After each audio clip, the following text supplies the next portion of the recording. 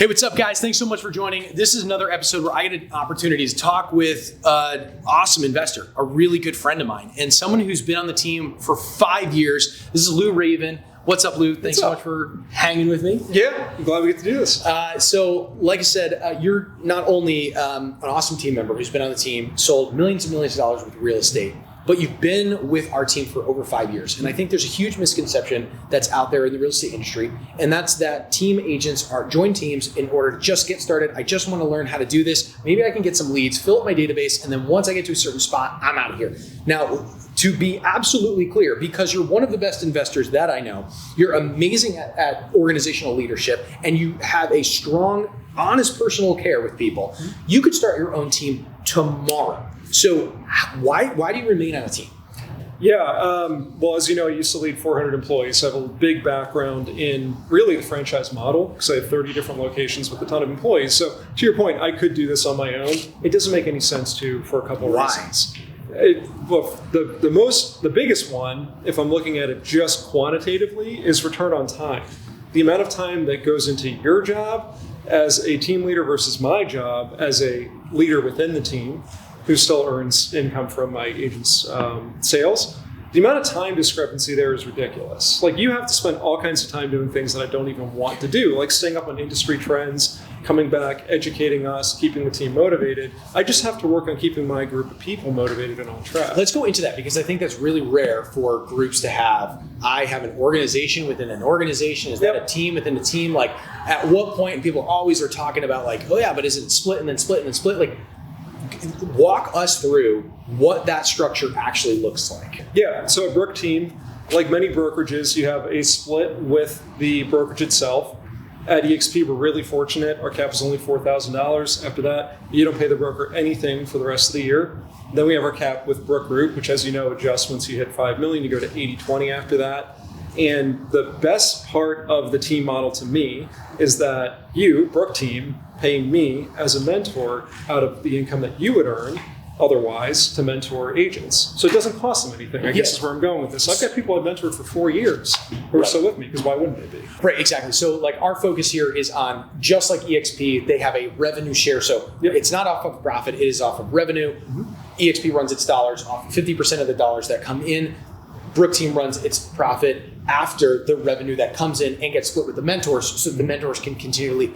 Why do you feel like we did it this way? Because you actually were one of the people who spearheaded that mentor program. Why did you see it? And I'll give you credit for that. Why do you see it as such a strong point in teams?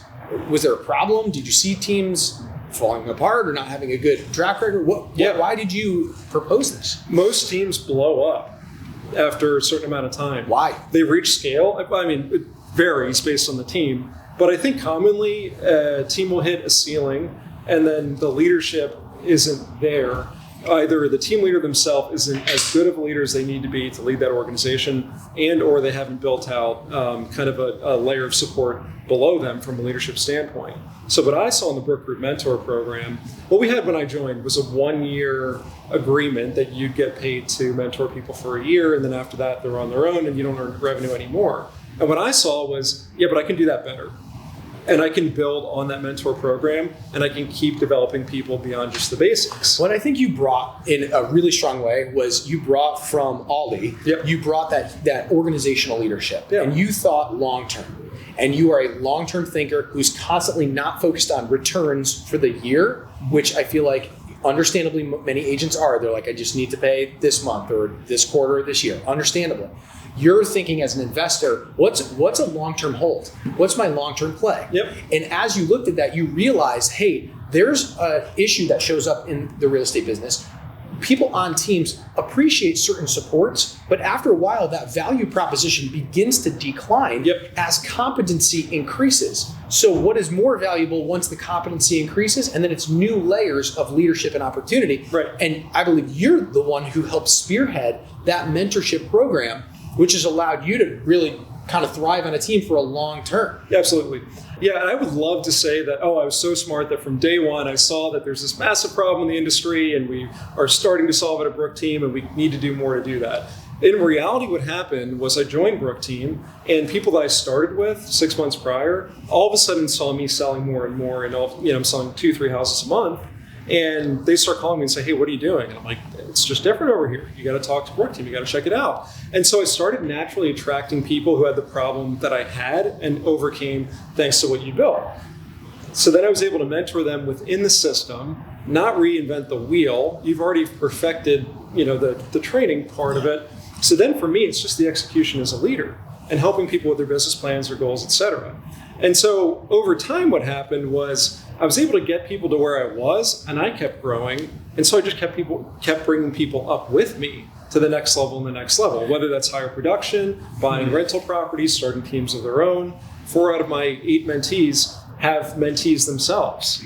Yeah, let's 6 out of 8 have rental properties. So let's lean in for just a minute on the rental properties. Let's lean in on all that. I remember when I met you, when you interviewed with the team, you were talking about adding not only to your net worth, but I don't know if you remember this. You were talking consistently about active income and passive income and the transition in between active and passive. It's literally why I quit my job. I was making over $200,000 a year, company car, all this like fancy title. And I was like, I don't want to do this anymore. I want passive income. Wow. So of course I sat down with you and said, this is my goal. Yes. It was either going to resonate with you or it wouldn't. And if it didn't, that's fine. We just weren't a good fit for each other. Right. But your eyes lit up and you're like, yeah, me too. I can feel my eyes. I can feel myself lighting up. Yeah. Just because of the idea that real estate agents are so active income based. Yep. It is, I kill what I eat. It's hunter-gatherer. Yep. But just as civilization evolves and eventually like you go from some hunter-gatherer lifestyle to an agrarian one where it's like, okay, now maybe things produce and I do need to maintain it. But then eventually it can move to like industrial and it's possible that we could do things large and at scale. Yep. Like that sort of mindset for me was amazing because I had never seen teams satisfy that. Yep. And you and I, when we first started, we were at a brokerage where we kind of saw a little bit of that getting hinted, but it wasn't until we moved to EXP that we really saw it blow up. That's right. And that's because the alignment is there at EXP different than anywhere else. And they've built the company in that way where agents earn stock awards for production and for coaching other agents within the organization. So you've got 90,000 agents that are motivated by that, stock awards, revenue share, and at a very high level. I mean, people can earn a lot of money doing this. And what it has done is it's really baked into our culture this whole notion and idea of support and collaboration over competition. Like, I wish I could take credit for saying, I say it all the time, you hear it all across the organization though. That's just in our DNA at EXP. And that's why we've grown so quickly, why we have so many top agents. Same at broker. So I think, yes, and we'll kind of like lean in on that as well. It's like, how come you would stay at a team? Like, wouldn't your competency levels grow so much that you wouldn't need a team? And so, I don't need a team. Yeah, you don't need a team in terms of, let's say, a training level to fill out a contract. Right. You don't need a team in order to say, oh, I need someone to order photos for me, etc. Mm-hmm. So talk me through, I know you had talked about active and passive. We touched briefly how you're moving from active income of I need to sell houses to passive income of I help other people sell houses and that earns you. Talk to me more about your dollar per hour because you brought that up often. I remember you actually brought me spreadsheets of your dollar per hour per price point that you would go through. We texted about this last night and we're like, why the heck are we doing X, Y, and Z from a sales standpoint? We know better. We're constantly focused on our dollar per hour. Exactly. And we slipped. And we hold each other accountable, and we mutually said, like, we shouldn't be doing this work. Like, we need to be getting that to our agents. Yeah. Give them more leads for the lower price point stuff. Sure. Yeah. So, I mean, this concept is just basically this. Anybody who's built any business worth owning, think about Amazon. Jeff Bezos started in his garage doing everything, building the website, coming up with the business plan, the strategy, fulfilling the orders. Sarah Blakely's another great one that comes to mind. She was packaging orders in her apartment and sending them out manually. She's a billionaire, and so is Jeff Bezos. And what have they done? They've scaled themselves out of the roles by recognizing that they mastered a certain area. They can hire somebody to do that. They need to hire somebody to do that so they can complete this other work that pays them a higher dollar per hour. And so all a smart entrepreneur does is they just continue to scale themselves out of one type of work. It's the same in a corporation. I've been promoted a few times at my last job, and you get paid more and you do different types of work because they say, okay, you get the skill set. You did a great job leading 4 and 5 store districts, And you can now lead 30 stores and lead multiple district managers who lead districts. It's the same concept. They just said, hey, we're going to pay you more to do a higher level thing. But agents don't take that outlook. They just get in this grind of sell another house, sell another house. And like, that's fine, but it can only take you so far. And you can only be so free. So you can only make as much money as your time allows. And you only have as much free time as like the work that you're able to complete at work leaves you a remainder of free time. I think this needs to be absolutely honed on for agents who are listening. So you made $500,000 last year. Yep. And I'll say this respectfully, you were able to take months off and for the best things, for your family. Yep. You were able, I text you a lot of times, hey man, what you doing this weekend? Oh, we're flying out, we're going to Philly. Hey, we're flying out to the West Coast. Yep. Hey, I'm taking an opportunity to go out to Houston. You're having these constant opportunities for yourself. Whereas I see many agents trying to sell, and they'll sell $20 million to try to get that $500,000, and they are grinding and grinding and grinding all the way to get there. Yep. But you're doing it with far more of your time back, with far more of those tasks levered out. So what are the things, what would they need to overcome mentally in order to get to that place? Because we hear agents say so often, I'm happy with what I do. I'm a control freak. Yep. I feel like I can't give it up. And I feel like, correct me if I'm wrong, from your own coaching background, that's the first hump that agents have to get through in order to see the next level. It's How did either you get that through or it's the mindset of, well, I've earned this much, so that's what I earn, not Yes. I can earn more. So for, 3 years in a row, I just said, well, I'm going to double my income, and I did. And then I hit that 500 number 3 years in a row. So I'm very fortunate to be there. And it's funny, when I get to that point, I actually have a self-limiting belief that, yeah, if I double again, it's making $1 million a year. I'm like, yeah, shit, I can't do that. I had that belief last year. And then this year, I'm like, well, how can I? Do I need to? No. But if I wanted to, I could. Right. Because why not? Other people have done it before me. I just need to model different people. So you have that aspect. You've got the mindset of being able to go from here to where I want to be and actually believing in yourself enough to do it. And then you also have the competency part of, am I around the right people who've done this before, who can show me how to walk the path? Or do I need to figure it out on my own? That's the whole idea of the fast forward movement at EXP. It's you're going to get to your goals no matter what. Do you want to get there in the Camry or in the Ferrari? I'm taking the Ferrari every time. Even if there is higher debt, and even if I'm paying more for the Ferrari, get me to the fucking goal, and then I'll be paying for that thing faster and faster. And so I kind of view the team that way. Like, I'm paying for coaching and access. You got me on a stage in front of 650 agents last year. That would never have happened if I were on my own as 5-6 years in the business as an agent. So let's talk about like that dollar per hour. Yep. So how did you get over that mindset of I control everything, I want to do everything? How'd you get past that? I'm fortunate to not have had that in the first place. Well, so with my background, 8 years of managing, dozens and then hundreds of people, the whole job was delegating and following up, supervising, coaching, hiring, firing. It was all about HR and management. So from the very start, it's like, they put you in a store. So you learned this right up. I did, and it sucked, by the way. Okay. It was very hard. Wow. Yeah, the first year doing it, you spend 6 months learning how to be a store manager and running a store. And typically, the company hires store managers that have been managers in other places and trains them for a year to run a store versus being a college kid. And they're like, hey, you get 6 months between how to run the register to how to run the entire team. Really hard. And then they're like, here's another 6 months of training on how to be a district manager and how to hire people and all that stuff. Well, and you're not really prepared for the job after a year. And when I began training and supervising district managers, I realized they're not really productive for you until 2.5 or 3 years. So you talk about the long-term focus and the long-term payoff.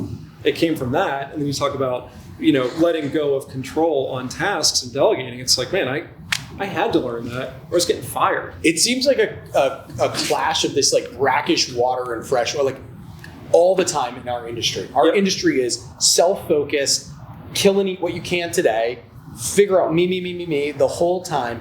And we wonder why there's no retirement plans when you get to the end of the road. Your brokerage leaves you high and dry. They give you all the promises in the world without the proof. And you're left with just whatever you can do. So it's no wonder that people are always like, I'll just do it myself. It's because you're so used to it everywhere else. Or in every industry, like the ones that you were in before, was all we focused rather than me focused. It was training for however long. We get 13 weeks or 7 weeks on a class. And then here's your license. No long-term training besides sporadic classes here and there.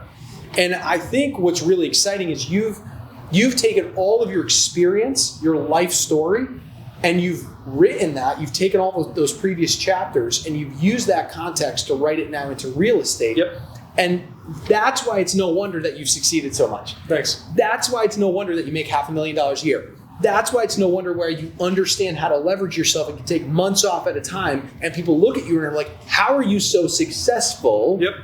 And you're busy saying, I learned this a long time ago, that it's not me, it's we. I mean, I've been leading people for over 20 years. It goes back to when I was 15 years old as a Boy Scout. You know what I mean? Like, I'm like winning competitions and all this stuff and learning how to like engage with people and get them motivated on the goal. Because who really cares about winning marching trophies at summer camp? Pretty much nobody, unless you're highly competitive like me.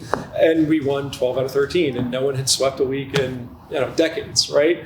But so I kind of learned from that, like to get the team together, orient them on the goal and, drive the focus. What about agents who say, you know what, I don't want to lead, I don't want to recruit. So no. Why would I do that stuff? How do you help people out of the mindset of, hey, I don't want to lead a whole bunch of people, but how do I lead an organization that might just be me and some surrounding people within a team level so that they can get more sales? Better said, why would I be on a team if I just want to be a solo guy, I don't want to run a team? Okay, so I'm going to break that down in a couple different parts. So first off, you talked about people who don't want to lead and don't want to recruit. So don't recruit, attract. Your performance will attract people to you, and what happened to me will happen to you, where people start to raise their hand and say, what are you doing? Why is this working? You can attract people and sponsor them and earn revenue share without doing a single coaching call or mentoring or anything like that. Our system is designed to plug people in and make agents that they sponsor successful and help the sponsor to earn income. So that's the first part. What's the second part of the question? Second part of the question is, if you don't want to grow an organization, if you don't want to be bigger than your own self-production, why would you ever work on a team? I mean, there are a lot of reasons. I think it depends on the individual's business plan. For one just basic reason is just culture, camaraderie. It's a very lonely job if you do it alone. So if we start at like the very basic, level of needs, there's that. Keeping up on industry trends and adjusting is a big one for me. I don't want to have to spend hours reading about what to do about the NAR lawsuit. When that thing broke, the articles came out at 10 o'clock in the morning, and you scheduled a call at 3 o'clock in the afternoon to lead our 50 agents and tell us, here's what's going on, here's how we'll handle it, and don't worry. I don't want to have to do that, whether I'm a solo agent or if I'm a leader. And so it's kind of a lazy way out, right? Like, I don't have to do the hardest level of organizational steering. I'm just leading my group, leading my team. You joke around about being lazy sometimes. Yeah, I do that a lot. And I want to say for a second, I don't think that you're lazy. I think that you're really focused on your highest dollar producing activities, and you're quick to act on those things, and you're slow to act on the things that just don't derive a whole lot of dollar producing activities. Whenever we've worked in a project together, you've always been proactive and focused on that which I know is going to actually move the needle, whereas the stuff that's not going to move the needle, you're slow to that. And I think that really is a mindset hurdle that many need to overcome. Do you find that that's a huge hurdle for many new agents who get into it and spend their time on lower dollar producing activities versus the higher ones, and they see value in that? Yeah, you get a couple different things there. They're either spending time on lower dollar per hour activities because they don't realize what the higher dollar per hour is, or they're not trained on it, or they're not confident to pick up the phone and make those lead gen calls, or they waste time on stuff that doesn't really matter. Like spending an hour perfecting your Facebook post that has a 24-hour shelf life doesn't make very much sense. You're better off spending that hour calling expireds and getting kicked in the face, because eventually you get to a point where you get better at that and you can start signing listings. Yeah. Let's talk about like longevity. And people really don't understand this. So I'll ask a blunt question. How much did you earn in revenue share and mentorship fees from the team in the last year or two? 6 figures a year. I don't have an actual dollar figure on it, but I think it was as high as 150 one year. So you earned $150,000 between mentorship fees and revenue share on a team. Plus I had a sales business and a flipping business and rental properties and the development deal we're doing together. So you see this as being on the team is not necessarily just a, hey, they take money. It's, hey, how do they bring me money? And how do they bring me more time? Exactly.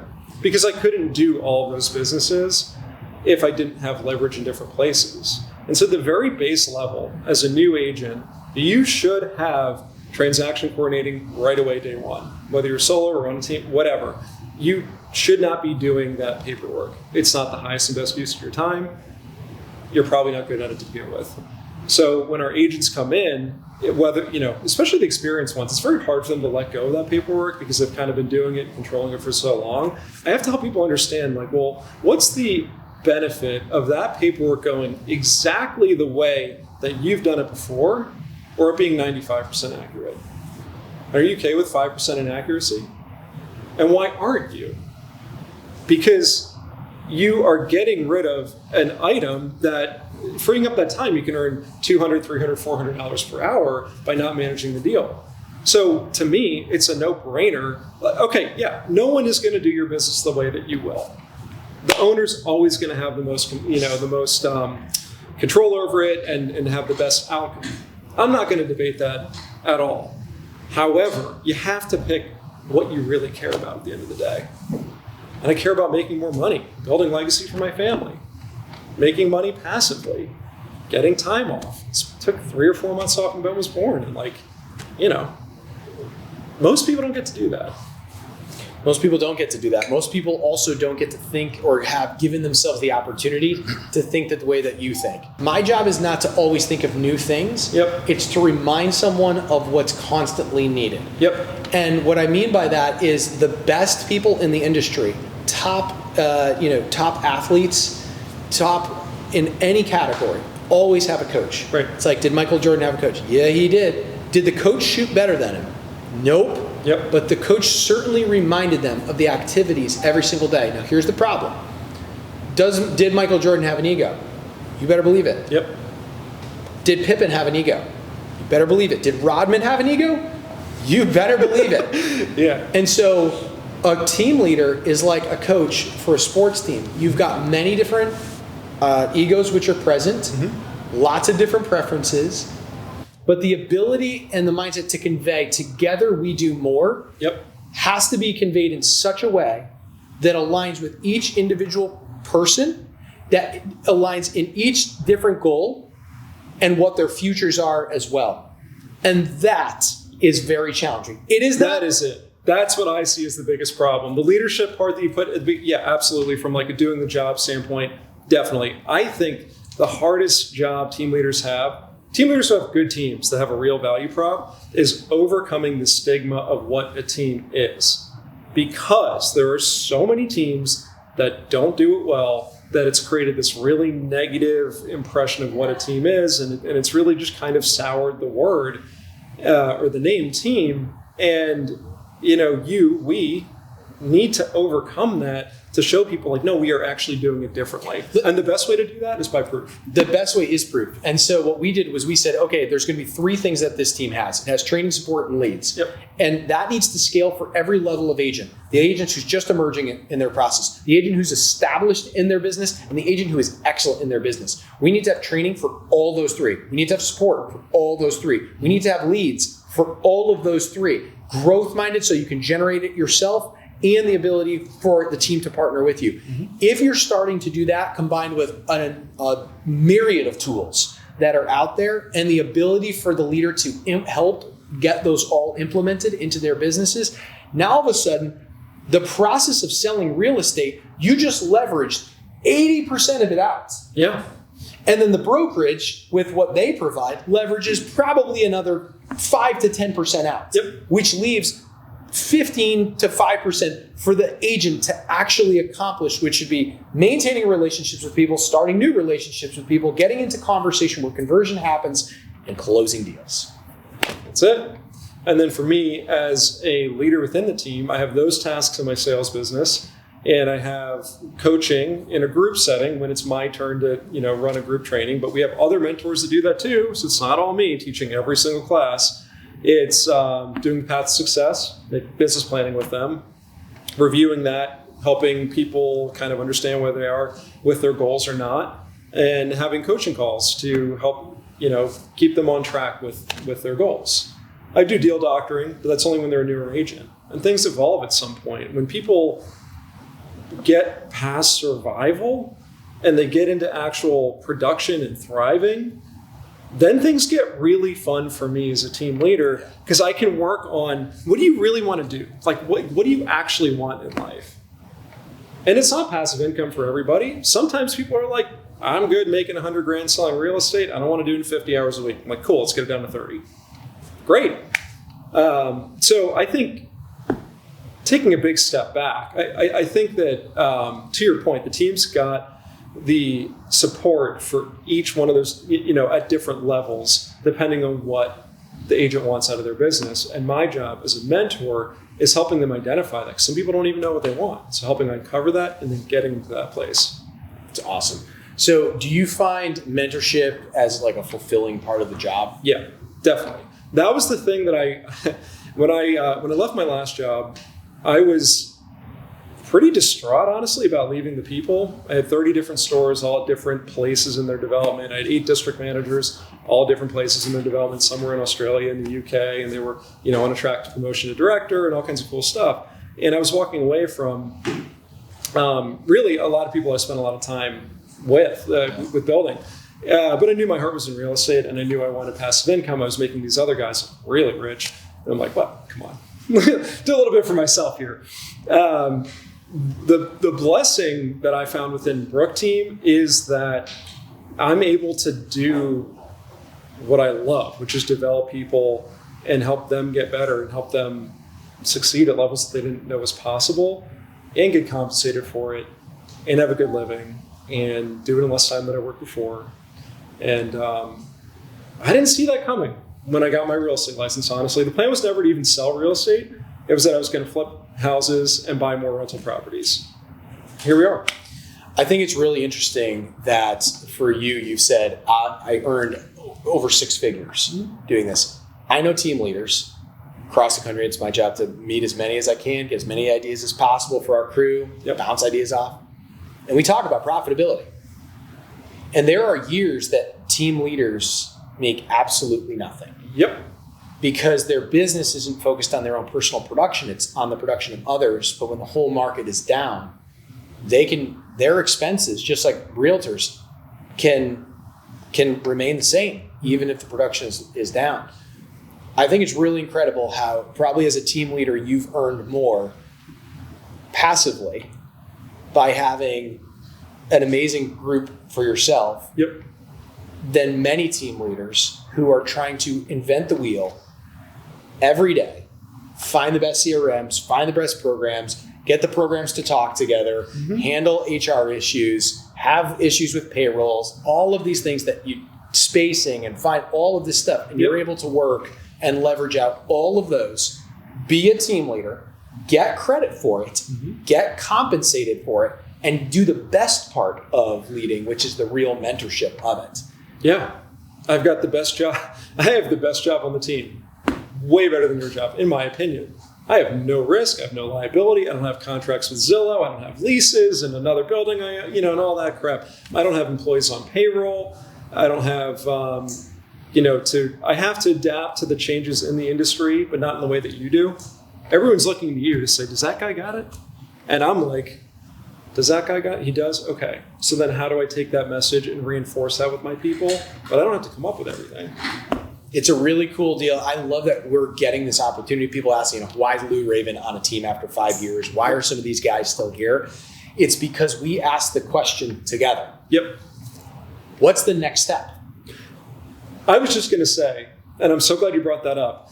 The other one thing we didn't talk about is the fact that we've built a lot of this together, and I give you full credit for building Brooke Team, but you've taken the advice of so many agents along the way, myself included. I had a hand in building the mentor program, yes, for sure. But in every part of the business, you've always been open to feedback and hearing what's working and what isn't. Sometimes it's hard to hear what isn't working when you're the leader. And no business is perfect. But you've always been able to hear that and react to that quickly. And I appreciate that. I think what we're trying to do is trying to solve where people are so brokerage obsessed. I think we're taking the path of EXP and we're taking it as agent obsessed. Yeah. And we're trying to say, what does every agent need at every stage in their career?